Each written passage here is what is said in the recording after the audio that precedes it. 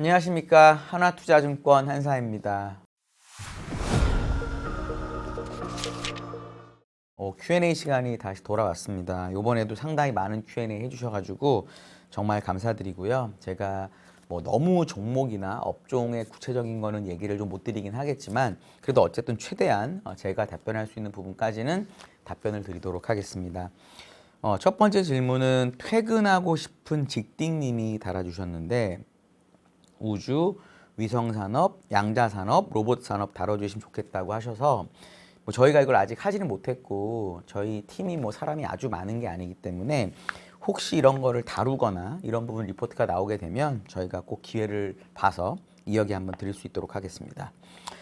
두 번째는 박지원 님이 질문 주셨는데 트럼프의 현재 정책들이 금융 억압으로 부채를 줄이려 한다는 얘기가 있는데 어떻게 생각하시나요? 라고 물어봤는데 결국은 저는 이렇게 보고 있습니다. 이게 뭐 자본 통제든 양적 완화든 저건이든 결국은 달러가 흔하게 만들어서 경제를 많이 발전시키게 되면 결국 경제는 전부 명목이니까요. 부채는 옛날에 쌓아놓은 거고 그러니까 명목으로 쌓여진 경제가 커지면 커질수록 과거에 만들어 놓은 부채는 상대적으로 작아지거든요.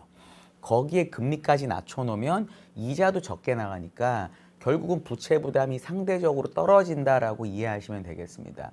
지금 트럼프의 경제 교사들이 하려는 행위들은 정확하게 그런 방향으로 가고 있다라고 보시면 되고요. 다만 뭔가 명목 GDP를 올리는 뭐 물가를 조금 자극하든 실질적으로 경제를 올리든 어떤 방법을 쓰던 간에 그거는 사실은 저금리랑 연관이 되진 않거든요. 그러니까 지금 FOMC에서 금리를 낮추고 있음에도 불구하고 10년물 금리가 4% 초반을 계속 유지하는 이유도 장기채에 대해서는 아직도 사람들이 헷갈려하고 있다라는 거죠. 그럼 결국은 남아있는 이제 트럼프나 미국의 이제 가능한 정책은 뭐냐면 아직은 QT를 하고 있기 때문에 진짜로 금리까지 낮추기를 원한다면 QT를 중단하거나 QE를 하거나 뭐 옛날 일본처럼 일드 커브 컨트롤을 하거나 이런 방식까지 갈 수 있겠습니다. 물론 그걸 당장 할 것 같지는 않고 아직은 파월이 의장이기 때문에 그걸 결정할 수는 없겠지만 내년에 파월이 의장에서 물러나고 연준 의사들이 많이 바뀌게 되면 어떻게 될지 한번 지켜보시면 좋을 것 같아요. 다음 질문은 경호안님께서 질문을 주셨는데요. 미국 주식이 계속 너무 올라서 무섭다고 하십니다. 내년까지 이렇게 오를까요? 단기적으로는 사실 뭐 아무도 몰라요. 근데 제가 항상 미국 주식 오른다고 할 때 답을 드리는 건 대공황이 지나고 나서부터 미국의 한 90년, 100년 데이터를 보면 미국 주식은 정말 꾸준하게 올랐다. 물론 그 다음에도 70년대나 IT 버블이나 리만 때처럼 50% 하락했던 장이 있는데 우리 경호안님의 제가 세대를 잘 모르겠지만 만약에 젊으시다면 웬만큼 내가 적립식으로 주식을 사도 꼭지에서 물려도 아무리 오래 걸려도 3년, 5년, 10년이면 플러스가 나거든요. 그런 차원에서 내가 여유자금으로 주식 투자를 하는 거로 미국을 받아들이시는 게 좋겠고 이게 단기적으로 얼마나 오를지 몰라서 내가 어떻게 주식을 해야 되는지는 너무 걱정하지 마셔라.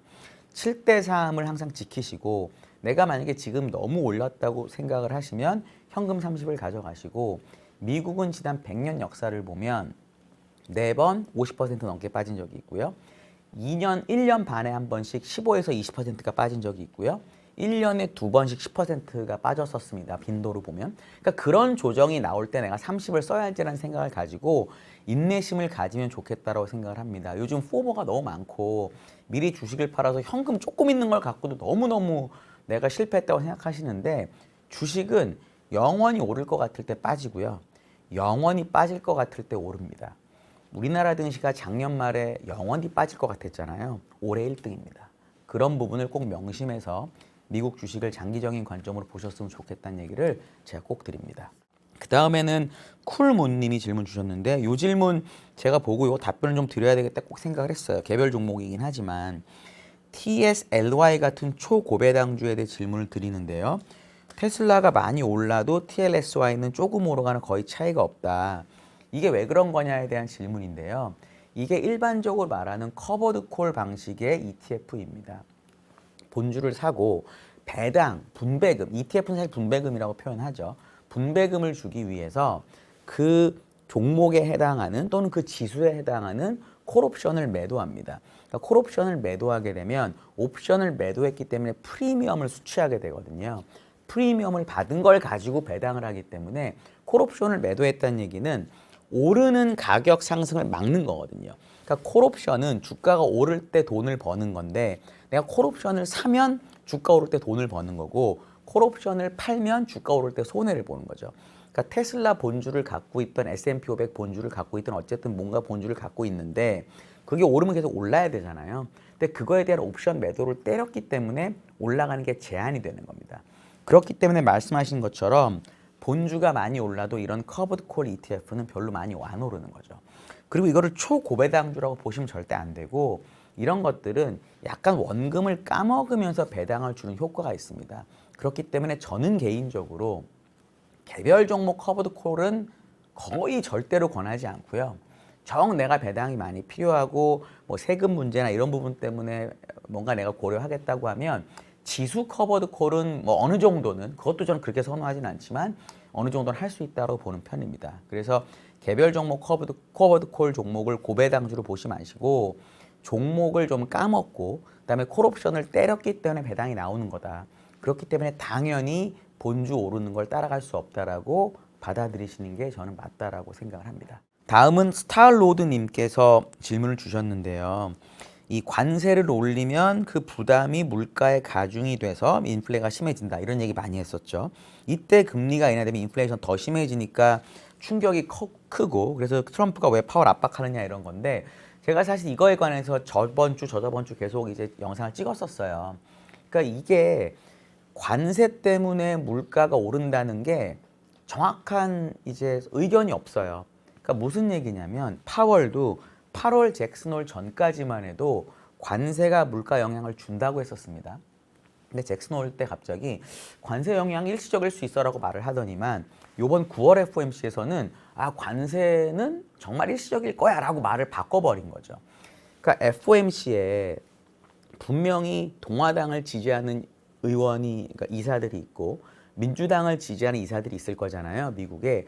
이 사람들 경제학 박사고 FOMC 이사들이고 저보다 경제에 대해서 알면 몇천 배쯤 더 잘할 거잖아요. 이런 사람들도 관세 물가 효과가 어떤지에 대해서 서로 의견이 달라요. 이건 물론 정치적인 이유도 있겠지만 어쨌든 명확한 효과가 있는지 모르겠다라는 거죠. 심지어 제가 이제 지난달 월보에서 관세를 기업들이 녹이고 있다라고 얘기를 했는데 이번에 파월이 그 얘기를 하더라고요. 관세를 기업들이 녹이고 있다고. 그러니까 중요한 건 트럼프 입장에서는 내년 중간 선거를 위해서 분명 유동성을 풀고 금리를 낮춰야 되는데 결국은 금리를 낮추고 유동성을 풀 때까지만 물가가 안 오르면 된다라는 거죠. 그러니까 그런 차원에서 기업들이 관세를 녹이고 있고 자신들의 실적에 그래서 물가에 영향이 없는 동안 금리를 낮춰놓으면 유동성이 터지고 경제가 좋아지고 나는 중간 선거 이길 수 있어 이렇게 이어진다라는 겁니다. 그러니까 관세를 물가에 얼마나 영향을 미치는지에 대해서는 의견이 분분하다. 물론 미국의 공화당을 지지하는 연준 위원들이나 이사들이 정말로 그렇게 생각하는 건지 아니면 공화당의 정책적인 이유, 트럼프의 정책적인 이유 때문에 관세가 일시적이라고 주장하는지는 제가 알 수는 없지만 분명한 사실은 파월처럼 트럼프랑 사이가 안 좋은 사람도 압박을 이기지 못해서 8월 잭슨홀에서 말을 일부 바꿨고 이번 9월 FOMC에서는 완전히 말을 바꾸면서 금리를 내렸다는 거죠. 그렇기 때문에 우리는 관세가 물가에 영향을 미치고 인플레이션 심해지 이렇게까지 너무 어렵게 생각하실 필요가 없습니다. 저나 우리 보시는 구독자분들이나 물론 구독자분들 중에 경제학 박사가 있으시겠지만 그런 분들은 예외인데 일반적인 분들 입장에서 보면 미국의 FOMC나 페드에 있는 사람보다 경제학을 모른다고 치고 그 사람들도 의견이 분분한데 우리가 관세 효과를 막 고민하면서 주식할 필요는 저는 없다라고 생각하는 편입니다. 그게 저희의 지난 몇 주 동안의 이제 영상이기도 했었고요. 저는 그 뷰를 아직도 유지하고 있고 그게 이제 바뀌려면 트럼프의 지지율이 떨어지거나 진짜 어떤 외생 변수, 어떤 예를 들어 뭐 전쟁이 됐든 어떤 다른 이유 때문에 물가가 아주 많이 오르지 않으면 단기적으로는 이렇게 지속될 수밖에 없다라고 저는 개인적으로 생각을 합니다. 다음 질문은 검색의 여왕님, 검색을 잘 하시나 봐요. 질문을 주셨는데 내년이 중간 선거가 있는 해인데 통계 자료상으로는 중간 선거가 있는 해는 수익률이 좋지 않다고 하더군요. 선거 있으면 주식 시장이 더 좋아야 하는 게 아닐까요? 좀 이르긴 하지만 내년 주식시장 흐름을 어떻게 보시는지 궁금합니다라고 얘기해 주셨는데 이게 많이 이른 것 같아요. 네. 일단 중간선거에 대한 데이터를 제가 옛날에 생각해 보면 좋고 나쁘가 왔다 갔다 했던 걸로 기억을 하고요.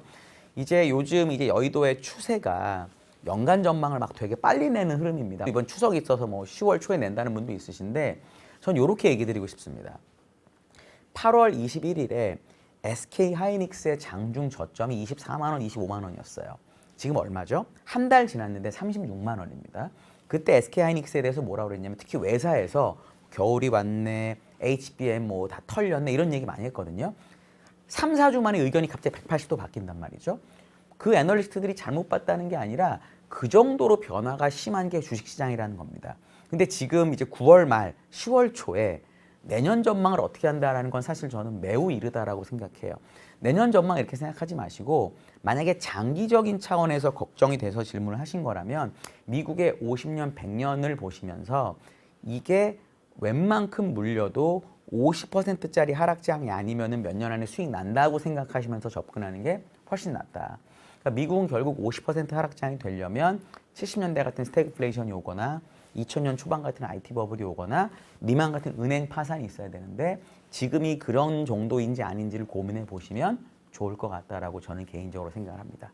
검색의 여왕님이 질문 하나 또 달아주셨는데 9월 조정 얘기 이제 하셨어요. 저희가 이제 Q&A를 좀 모아서 하다 보니까 약간 아웃 오브 데이트가 된 것 같은데 그랬었죠. 8월 말에 정말 엄청나게 많은 사람들이 조정 올 것 같다고 얘기를 했었는데 많은 사람들이 얘기를 하니까 역시 조정이 안 오더라고요. 그래서 저는 지금은 어떤 생각을 하냐면 너무나 많은 사람들이 엄청나게 장이 좋다라고 이야기를 하고 있어서 오히려 8월 말보다 지금이 더 조정 가능성이 높아지지 않았나라고 저는 개인적으로 봅니다. 그래서 이번에도 제가 느끼는 건 분명히 8월 말에도 지수가 높은 상태였고 6,500 가까이 됐었으니까 지금 올랐다고 해봤자 사실 150포인트 정도밖에 안 올랐어요. 많이 오른 건 아니지만 어쨌든 올랐으니까 그때도 조정 가능성이 있다고 생각을 했었는데 만약에 조정이 안 왔다면 지금은 사실은 주가도 오른 상태고 과열권에 진입한 여러 가지 업종들이 생겼기 때문에 오히려 지금이 더 조정 가능성이 높아졌다라고 보는 게 전 합리적인 것 같아요. 많은 사람들이 어떤 방향으로 쏠리면 높은 확률로 그런 결과가 안 나올 가능성이 사실 매우 높습니다. 그 다음 질문은 전소님께서 질문 주셨는데 오늘 이후부터 AI 산업의 전망, 뭐 잠재 실적을 S&P 500 기준으로 예측해 줄 수 있나요? 라는 얘기가 주셨고 ROIC 낮다 이런 얘기 하셨는데 이것도 이제 조금 이 오라클 얘기 나오기 전인 것 같아요. 말씀하신 것처럼 지금 AI 관련 투자를 하는 게 얼마나 돈을 버는지에 대해서는 아직도 이견이 분분합니다. 물론 2분기 실적을 통해서 알파벳이나 메타의 CEO들이, 창업주들이 우리가 AI를 투자하면 우리가 알고 있는 뭐 챗GPT니, 퍼플렉시티니, 그록이니, 제미니니 이런 식으로 우리는 다 B2C만 생각하는데 이 사람들은 예를 들어 순다라 피차이 같은 사람은 우리가 서버, 클라우드 이런 쪽에 AI를 도입하니까 또는 뭐 검색에 도입하니까 고객들이 더 많이 쓰고 더 효율적으로 쓰고 그래서 서버가 더 많이 필요하고 그래서 선순환으로 돈을 벌고 있다고 얘기를 하거든요. B2B를 말하는 겁니다. 일반적으로 우리가 잘 안 보이는. 그러니까 그런 식으로 돈이 얼마 벌리는지를 우리가 알 수 없기 때문에 이런 식으로 ROIC가 낮다라고 하는 거죠. 우리보다 더 전문가들은 일단은 오라클에 오픈 AI가 많은 발주를 냈고요. 엔비디아가 오픈 AI에 투자를 하고 인텔에 투자를 하고 뭐 이렇게 되고 있잖아요. 그러니까 지금이 이 투자 사이클이 끝나서 그거를 돈을 벌어야 되는 사이클이면 ROIC가 중요하죠. 왜냐하면 난 투자를 끝낸 상태인데 돈을 못 벌면 심각한 문제입니다. 근데 지금은 서로 간의 경쟁을 예를 들어 뭐 심플하게 챗GPT랑 제미나이랑 뭐 퍼플렉시티랑 뭐 그록이랑 경쟁을 하는데 나의 서비스가 경쟁사보다 떨어지는 순간 끝나는 거거든요. 그러니까 그거를 이겨내기 위해서 엄청나게 많은 투자를 하고 있는 중간 과정이라고 생각하시는 게 맞을 것 같아서 저는 지금 ROIC를 논하기는 조금 이르다라고 개인적으로 생각을 하고 있습니다. 다음 질문은 혁순이님께서 질문 주셨는데요. 이것도 사실 이미 지난 거라서 좀 어쩔 수 없이 제가 지난 얘기를 해드릴 수밖에 없는데 구글이 반독점 판결이 8월에 예정이 돼 있다고 했죠. 그에 대한 고견이 궁금하다라고 했는데 밸류에이션을 받을 것을 기대하며 모아가는 전략 어떻게 생각하실까요? 라고 물어봤는데 결론이 났습니다. 현재. 그래서 법원 판결이 뭐 분할할 필요 없는 거로 결론이 났고요. 그래서 이 알파벳 주가가 상당히 많이 오른 상태입니다. 물론 그래도 알파벳의 밸류에이션은 다른 빅테크보다 낮은 것 같고요.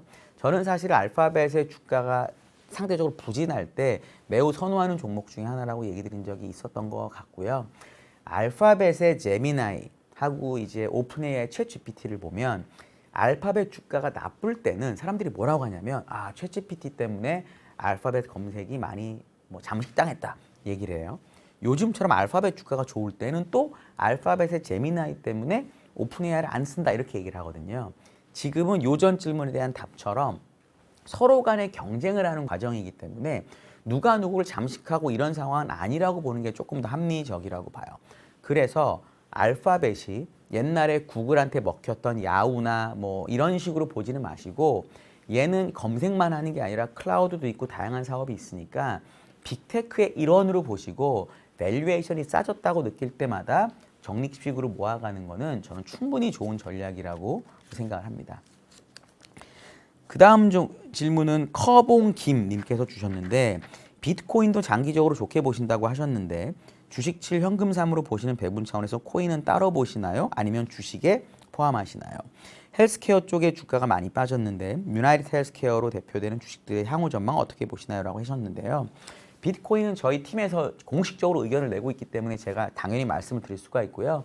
저는 장기적으로 비트코인을 좋게 보고 비트코인은 주식 7 현금 3에서 주식에 넣어서 일단은 관리하는 게 맞고요.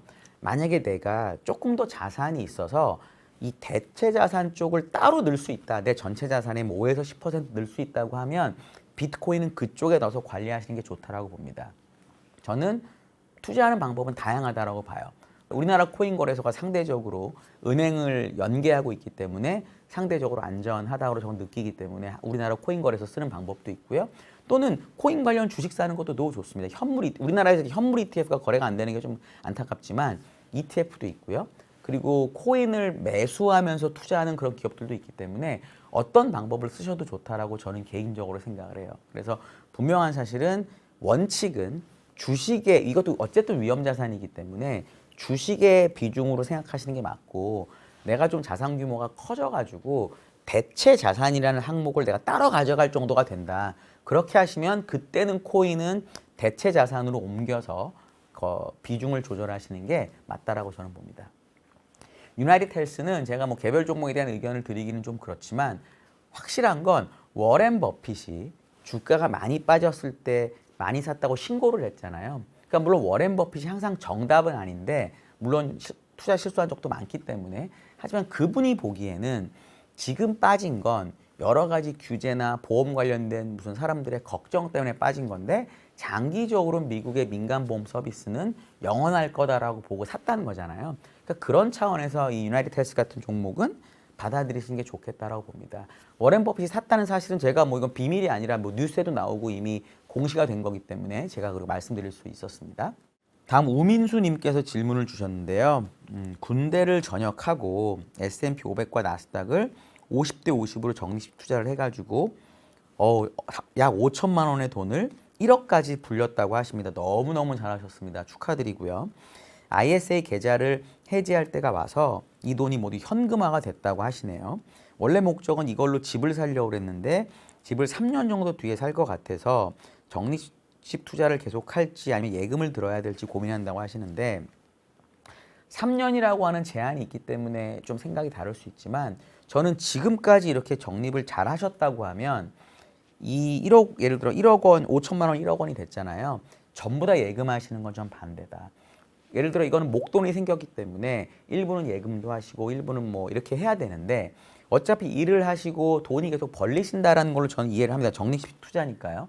그러면 내가 월급을 받아서 생활비를 쓰고 남는 돈이 있다라고 하면 이 남는 돈에 대해서는 적금이나 이런 것보다는 뭐 미국이 됐든 뭐 S&P가 됐든 뭐가 됐든 간에 적립식으로 계속 주식 투자하는 게 좋다라고 저는 개인적으로 보고 있습니다. 적립식 투자를 실패하는 이유가 뭐냐면 예를 들어 이런 겁니다. 내가 100원에 적립식을 시작했는데 그 다음 달에 90원이 되잖아요. 그때까지 살 수 있어요.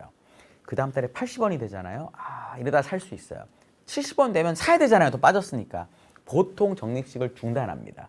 그렇기 때문에 손해를 보는 경우가 많고 또 반대로 100원의 적립식을 시작을 했습니다. 110원이 됐어요. 그때까지 삽니다. 120원 되잖아요. 한 번 더 살 수 있어요. 130원 되잖아요.